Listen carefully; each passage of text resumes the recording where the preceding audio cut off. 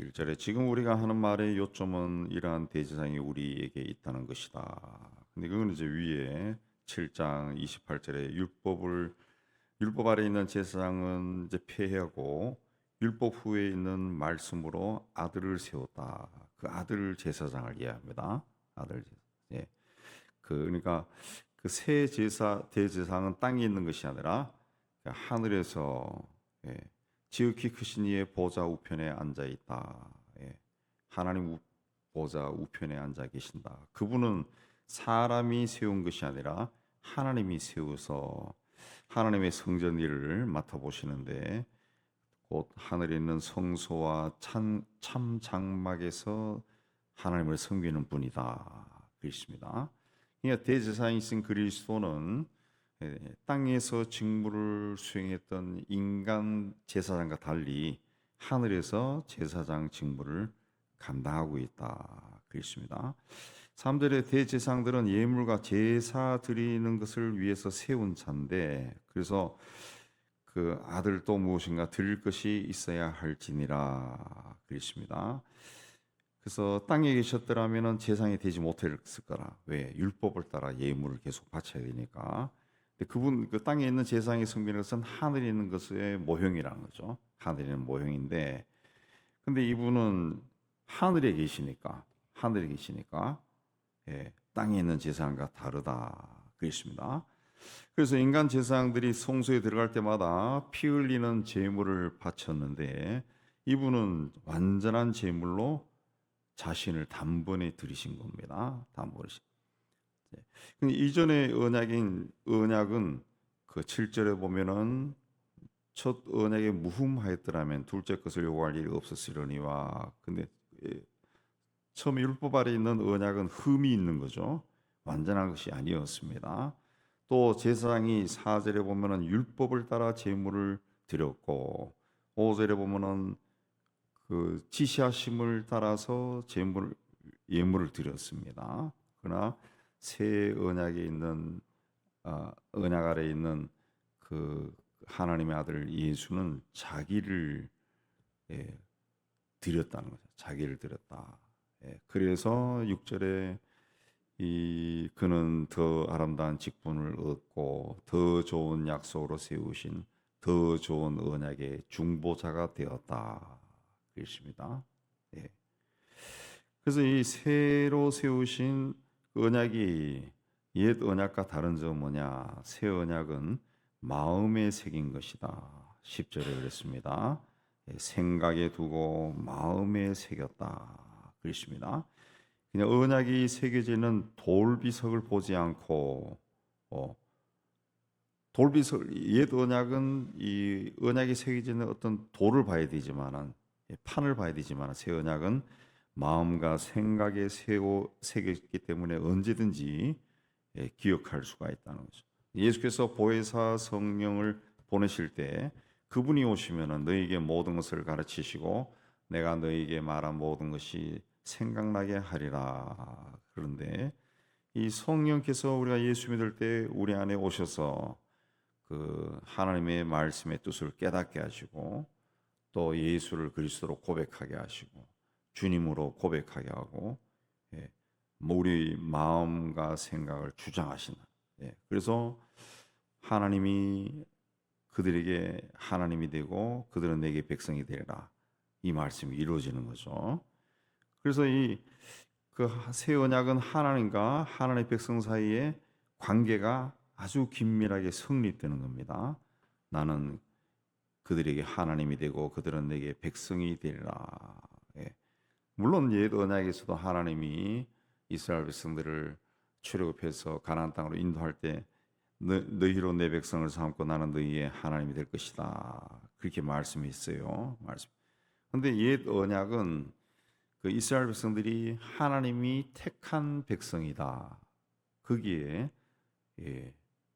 중점이 있죠. 하나님이 택한 백성이다. 그 있지만은 새 언약 예수 그리스도로 인해서 세워진 새 언약은 예수 그리스도 하나님의 독생자 예수께서 우리와 함께 하신다. 그걸 강조하는 겁니다. 우리와 함께 하시는 분. 임마누엘이죠. 임마누엘. 우리와 함께 하신다. 또 새 언약은 모든 사람을 위한 언약입니다. 옛 언약은 모세나 제사장이나 선지자 등이 언약의 중재자가 되어서 하나님과 백성 사이에 섰어요. 예. 그러나 새 언약은 사람의 생각과 마음에 기록된 하나님의 법이라는 거죠. 10절에 내 법을, 하나님의 법이 우리의 생각과 마음에 있다는 거죠. 그래서 개인이 하나님과 교제를 통해서 하나님을 알게 되는 거죠. 하나님을 알게 되는. 그래서 11절에 이야기하는 것처럼 자기 사람과 형제를 주를 알라 하지 아니할 것은 그들이 작은 자로부터 큰 자까지 다 나를 알미라. 그렇죠. 성령이 함께 하심으로 알게 된다는 거죠. 또 새 언약은 죄가 아니라 축복의 중심이 있는 언약입니다. 12절에 저희 그들의 죄를 다시 기억하지 아니하리라 그랬습니다. 기억하지 않는다라고 하는 것은 기억이 사라진다는 것이 아니라 그 죄에 대한 책임을 돌리지 않는다. 그 죄에 대한 어떤 대가를 지불하게 하지 않는다. 그 뜻이죠. 그러니까 그거는 하나님이 담당하겠다는 거죠.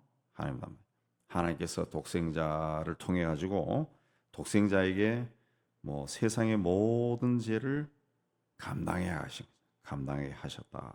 그렇습니다. 그래서 죄를 기억하지 않는다.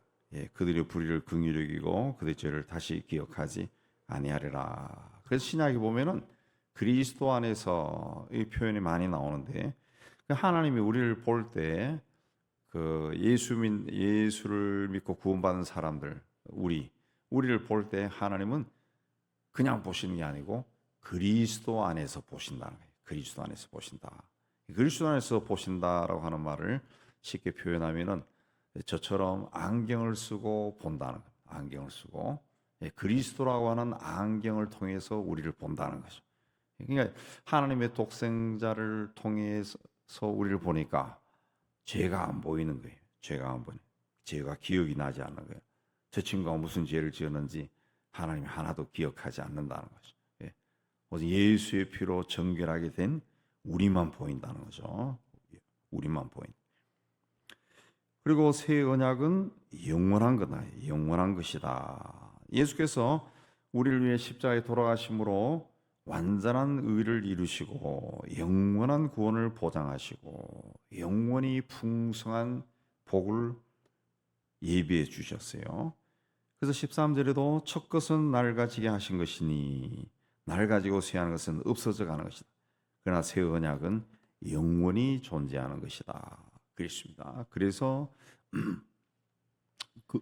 그분을 통해서 더 6절에 더 아름다운 직분, 더 좋은 약속, 더 좋은 언약의 중보자다. 그분이 더 아름다운 직분, 더 좋은 약속, 더 좋은 언약을 가진 중보자다. 예수 그리스도를 통해서 우리가 더 좋은 약속을 누리고 있다는 거죠. 누리고 있다. 그래서 우리가 예수가 누군가 다시 히브리서는 계속 그걸 구약을 가지고 설명을 하고 있습니다.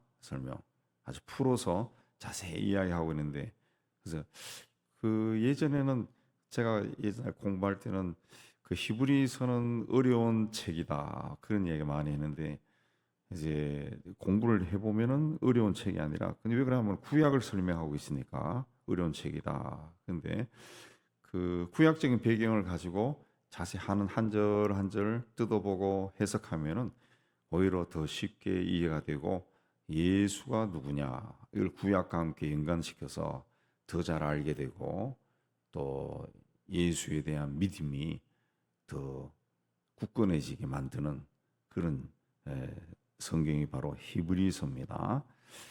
바로 우리에게 오신 그 예수는 이런 분입니다. 우리에게 더 좋은 약속으로 더 좋은 언약으로 풍성하게 해주신 분이다. 그렇습니다. 이분과 맺은 언약이 영원하다라는 것을 믿고 오늘도 하나님 앞에 나아간 여러분 되시기를 주의 이름으로 축복합니다.